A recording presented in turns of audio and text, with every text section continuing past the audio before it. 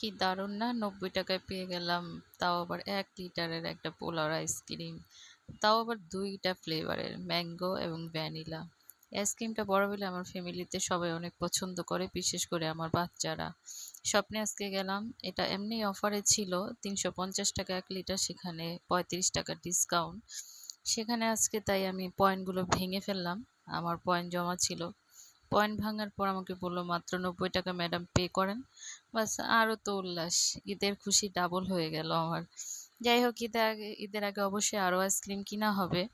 Ice cream বেশিদিন যাবে না আমার ঘরে। সবাই যেহেতু পছন্দ করে। ফ্লেভারটা দারুণ, আপনারা এনে ট্রাই করে দেখতে পারেন।